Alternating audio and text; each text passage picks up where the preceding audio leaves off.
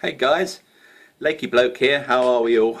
Are we doing alright? I'm a bit niffed this week. Niffed, piffed, whiffed and skew-iffed. I did a Homebrew Wednesday video saving it to the memory on the SD card, basically. Saving it onto the SD card on the phone. And it's bloody hell, I did a whole video on how to do Munton's Gold kits. And it, about 20 minutes, 25 minutes worth of video, and it's just fucking not worked out. It's just gone. I think there's a problem with the SD card, or with the way that the phone is recognising the SD card. So I've decided to do this on the phone memory, internal memory of the phone. See how that pans out. Hopefully you'll be able to hear me and see me. So yeah. So sorry about that, but can't be helped. I did the kit. The kit's in my beer fridge, my temperature controlled beer fridge. So, it's pointless me showing you it. Really, it's not gonna. But it's just like a fermenting vessel full of cider, which is a bit boring, really, isn't it? So I won't show you that. So apologies for that. Maybe I've got two kits, so maybe the next one I'll do another one, and we'll run through that with you. So this week we're going to be doing some turbo ciders again, back to basics. I've got a load of strawberry juices, and I'll show you those in a minute. So this week's going to be called Strawberry Heaven or Strawberry Hell, depending on how it turns out. So I'll see you in a bit. Strawberries, strawberries everywhere, and not a drop to drink. Look what we've got here, guys. Wait, let me just zoom in a little bit. Zoom in, zoomy, zoomy, zoom, zoom out. Oh, it's handy, isn't it? We've got Ribena. We've got strawberry flavour syrup. And I've got 4 of these, which is red grape, strawberry and kiwi juice. So what we're going to do, chaps, is we're going to take the red grape, kiwi and strawberry juice away to one side, and with these 2 here I'm going to do 2 separate turbo ciders. I'm going to record one of those. The Ribena one, pointless me doing that one. I'll leave that for another time. As everyone's done that on BrewTube, but not everyone has done one of these, have they? So yeah, we'll give that one a go, and we'll use these.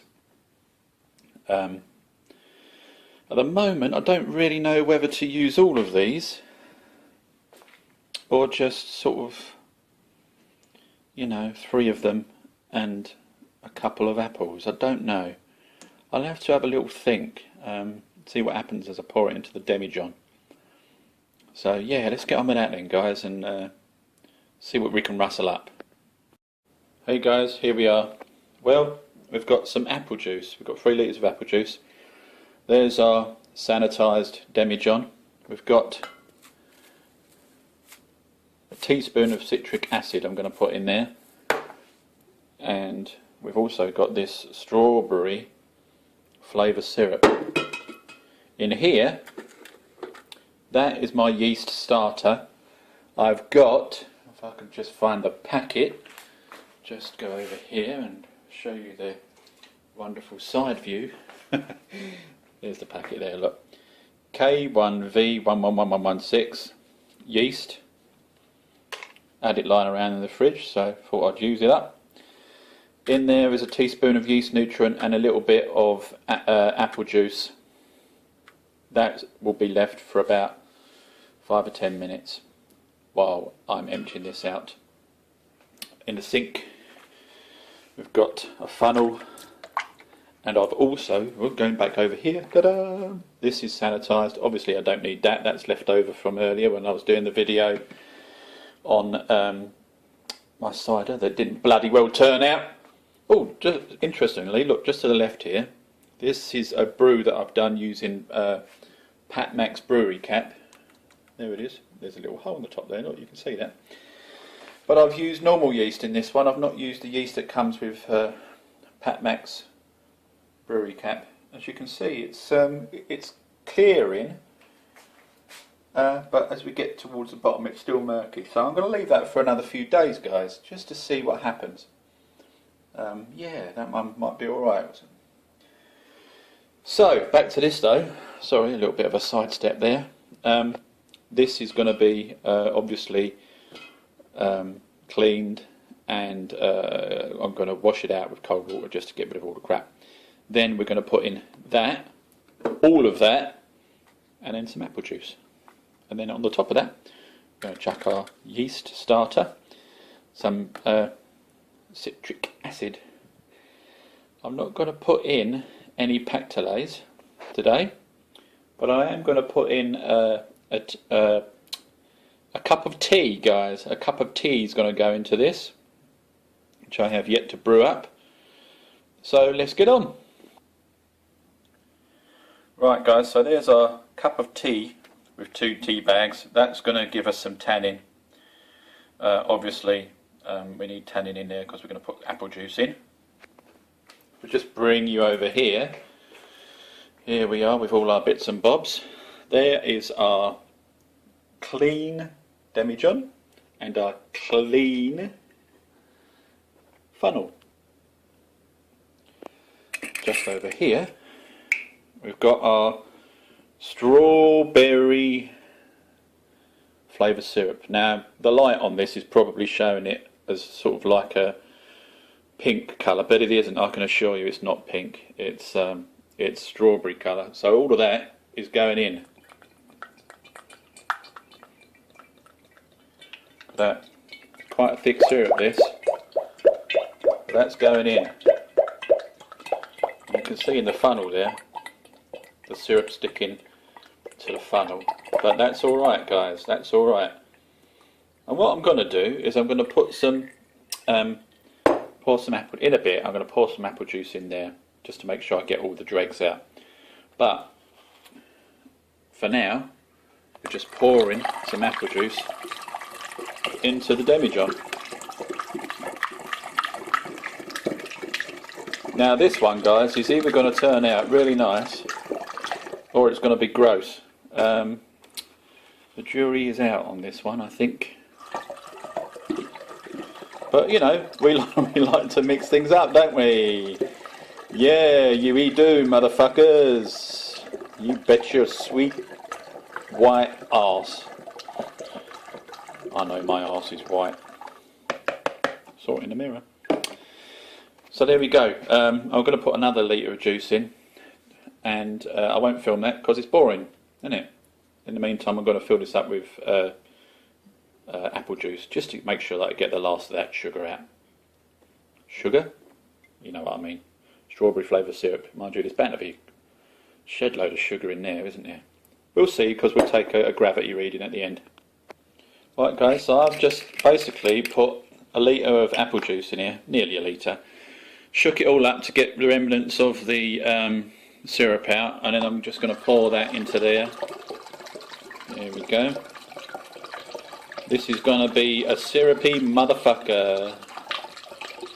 God damn. And look there, the bottle is nice and clean, you see?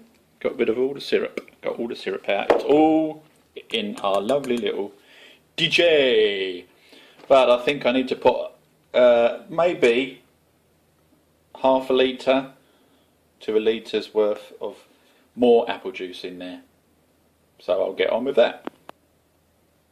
Don't know if you can see that gravity reading, guys. It's 106.5, which is, yeah, shitloads of sugar, man. This is going to turn out to be a sugary substance that is either going to be really nice or yuck. Oh dear. One sweet motherfucker. But that's alright though, isn't it? Yeah, it's all about experimentation, as I always say, guys. So what's going to go in now is my little cup of tea, and then I'm going to put in a teaspoon of citric acid, and then finally the yeast starter. Hey guys, slight change of plan. I've not used a cup of tea, I've just used a teaspoon of wine tannin. And the reason I did that is A, because I had some wine tannin lying around, and B, I think that another cup of tea in there plus the yeast starter will bring it up a little bit too high, and if it, you know, if we get a shitload of froth on that, then it's just going to go everywhere. So it's best if we try and keep the level as far down as I can, really. Having said that, I've probably already overdone it. Down here, look, there's our yeast sitting on the top there. I probably should have given that a stir, but let's do that now.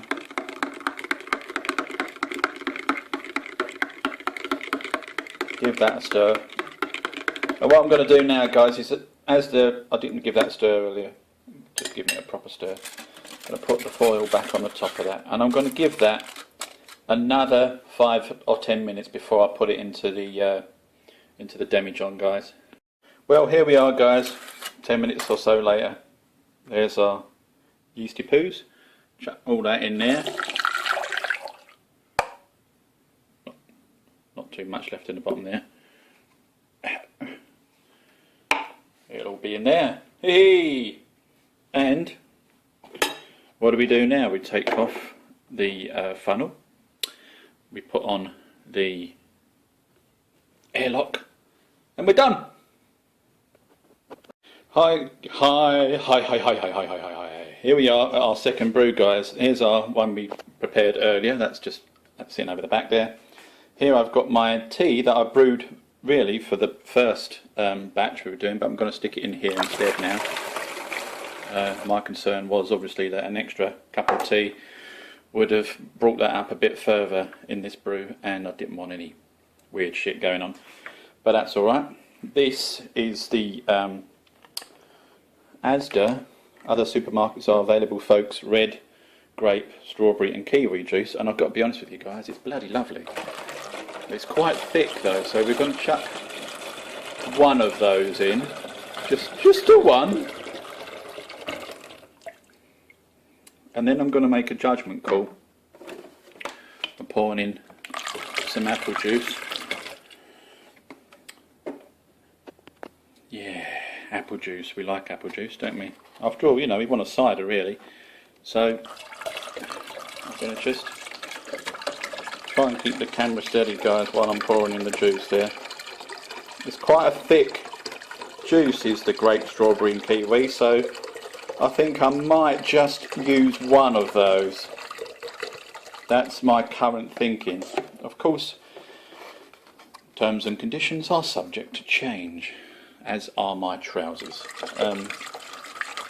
So yeah, we're chucking some more apple juice. The smell is beautiful though. I mean, the strawberries in this brew are just really coming out and jumping out at you, which is really, really nice, I think. Now, what do we think then, guys? That's still quite a dark drink, isn't it? Even with 2 litres of apple juice in there. Yeah, so do I go for another strawberry syrup, or do I go for just more apple? Right, for the purpose of this experiment, guys, I have made the decision to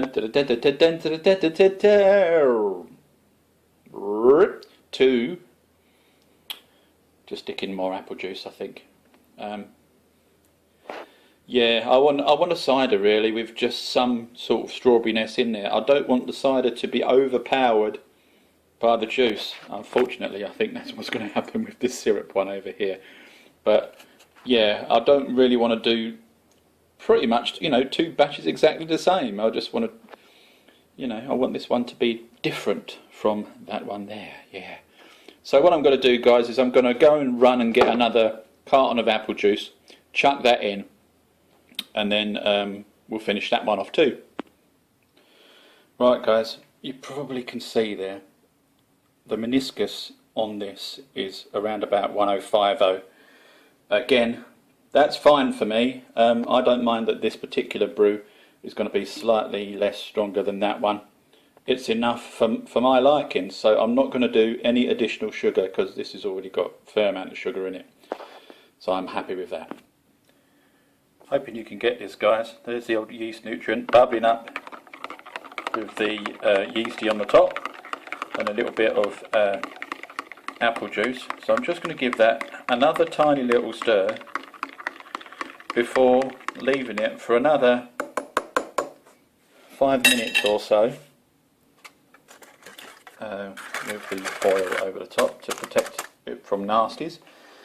And then I'm going to chuck it in the demijohn, and then we're all done on this particular brew. So we have on the right, we have a red grape, strawberry and kiwi fruit made with 1 litre of red grape, strawberry and kiwi fruit juice, and the rest is apple juice. We've got 1 teaspoon of citric acid in there, 1 teaspoon of yeast nutrient with the yeast starter that we made, and a teaspoon of, oh no, we haven't got a teaspoon of tannin in there, have we? We've got a cup of tea in there, made from 2 tea bags.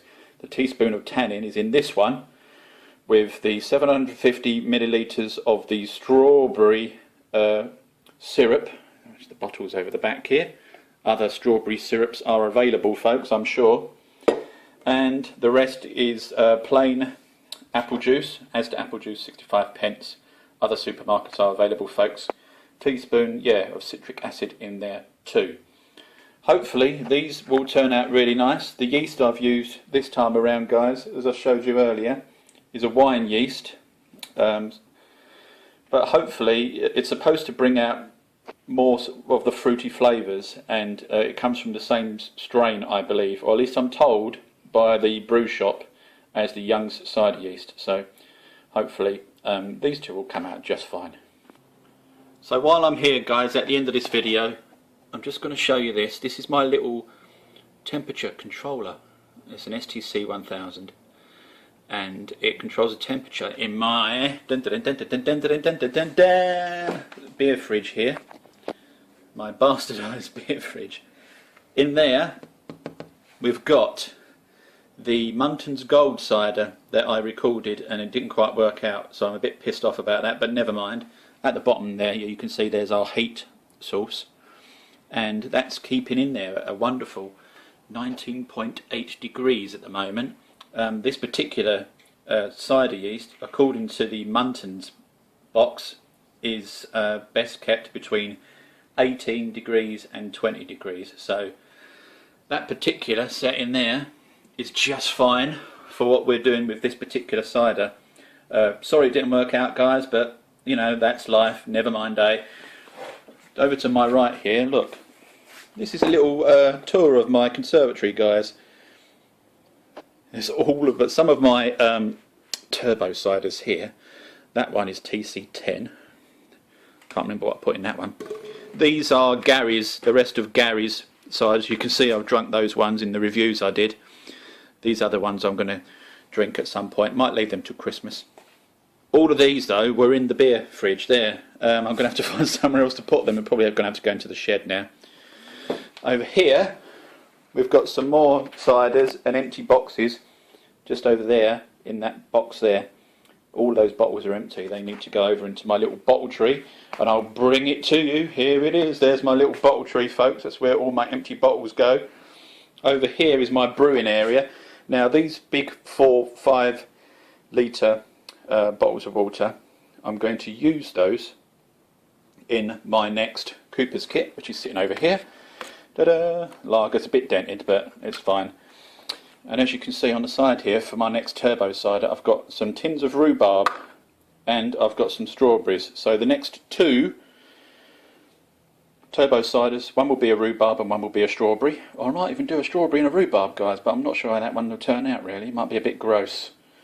Here is the second Muntons kit I've got. Oh, this one is the Autumn Blush. So we'll give that one a go too, and hopefully next time round the bloody phone will work, so I'll record that one for you. There's my heating pad. I used to use that, but now obviously I've got my temperature controlled fridge, so I won't need to use this anymore. That can go back into the shed. And over here we've got some spare apple juices that I use for my turbo ciders. Running a little bit low. Probably get another, I might get 1 and a bit batches out of that, depending on what I decide to do next. So yeah, welcome to my little Roy's area where he does his brews type thing. Hello, hope you enjoyed that little tour of Roy's area where he does his brews type thing. That's basically where all the magic works, guys. Now I've got that sort of frigged fridge. I can just about squeeze in the bucket in there, but mainly I'm going to use it to keep the turbo ciders at the right temperature. I won't use it too often for big kits. I'll only do, probably I'll do maybe 5 or 6 kits a year. The rest will be turbo ciders, so I'm sure it'll be strong enough to put up with just a few goes of those. That shelf looks a little bit dodgy, but it seems to be okay, and it's holding the weight of the bucket. So I've done one in there before and it's turned out fine. Previously, obviously I didn't have the regulator there to control the temperature. I had to use what was I using? I was using an aquarium heater, and the trouble with those is I nearly burnt the bloody house down. I mean, you know, I took it all out of the kit, of the bucket, as I was cleaning up, and I put the thermometer, what's it bloody called, guys? What's it called? Well, you know what I mean, the heater thing, aquarium heater thing. Sorry, I'm half asleep today. I took that out of the bucket and I put it to one side, but I didn't bloody unplug it, right? So I did all the cleaning up, I didn't think anything of it, and I went out to do a little bit of shopping, and I think this is when I was signing on and stuff. So I came back and there was a strange smell, a burning smell in the conservatory, and I couldn't figure out for the life of me what it was. I nearly burnt the bloody house down, guys. I left the bloody heat thermometer on the side there. It burnt a hole into the top where I do all my brewing, virtually, and the wood was burning on the top there, and that's what was producing the smell. And so that was a close one. If I stayed out all day, I might not have been here to do any more Homebrew Wednesday videos. Certainly the house wouldn't have been here. But we learn a lesson from these things, don't we, guys? I won't use one of those again, which is why I've got the heater in the fridge now, and I've frigged all that up, and that seems to be working just fine. So when it gets to a certain temperature, you can say I want it within 0.5 to say a degree either way, which is how I've set it. I think I've set it 0.5 degrees either way of this particular temperature. So for that Muntons Gold, it's set at 19 degrees. So it will go half a degree either way of that, and depending on whether it rises or whether the temperature lowers, it will either switch on the fridge to bring the temperature down, or it will turn on the heater, the heating bar, the little white heating bar that I've got at the bottom of the fridge, and that will heat the fridge and bring the temperature back up, and it will keep doing that, keeping the temperature around about 19 degrees, which is fab. What I'm going to do at one point is do a proper lager, guys, you know, with a 14 degrees lager, proper lager yeast thing. So yeah, that'll be good. I might even do the Coopers, but buy a lager yeast. I don't know. Maybe not. I'll buy a premium Coopers, I think, and try that. Pilsner maybe, because I know those come with actual lager yeasts, don't they? So we'll think about that anyway. I'm not worried about that just yet, because I've got so much going on at the moment with juices and bits and bobs and tins of things. So I think certainly the run up to Christmas is going to mostly be turbo ciders, so watch this space. Some really good stuff coming up, guys. Also, been watching Uncle Jonah's videos, and his last one where he announced the winner of his little competition he was running. You know, the single kit competition. He was talking about doing a 12 days of Christmas advent calendar type thing. Now, I've been looking around on YouTube, and I think it's a great idea, and I've seen other guys have been doing it in previous years. So I'm going to give it a go this year. So come Christmas Day, don't for a second think that I'm going to be actually doing them on Christmas Day or Boxing Day, because I won't. I'll record them previously and then upload them with a schedule and they'll come off. Much like I do with these Homebrew Wednesday videos, guys. Sometimes I do these videos a couple of weeks in advance and then I just upload them at scheduled time and then they go live. And so that's what we're going to be doing. Maybe one or two of them will be as live as can be, as close to live as I can get. You know, I might do them that day and then upload them that day. But certainly Christmas Day and Boxing Day, nah, got better things to be doing, mate. So yeah, we're going to be doing 12 reviews of 12, 12, 12 different supermarket ciders. I've already got about 9 or 10 of them, and I'm not going to give anything away. There's going to be some favourites in there. I will give one away. Aspel's going to be one of them. I bloody love Aspel, me. But there's going to be some pear ciders in there, and there might be one or two fruity, mixed fruit type ciders in there. They're all available from your local supermarkets though, guys, so look out for that. I'll try and be as honest as I can with them. I won't like all of them, obviously, but it's just something to do. And you know, the beer / cider brewing making type people community is just joining together over Christmas for a virtual hug and sing song. We'll have a little sing song as well. It'll be fun. It'll be fun. Don't worry, it'll be fun. So look forward to seeing you over Christmas in the virtual world that is BrewTube. But for now, thanks for watching. Again, apologies for the planned video not turning out. You know, what can I say? Shit happens. Phones stop working and playing up and stuff. What can you do? Hopefully you'll see this and all of the other video that I've done before this in one lovely Homebrew Wednesday video. So, see you next week, chaps. Have a bloody good week. And if you don't, not much I can do about it, really, is there? I mean, it's not my fault, is it? What are you blaming me for? It's not my fault. I wasn't even there.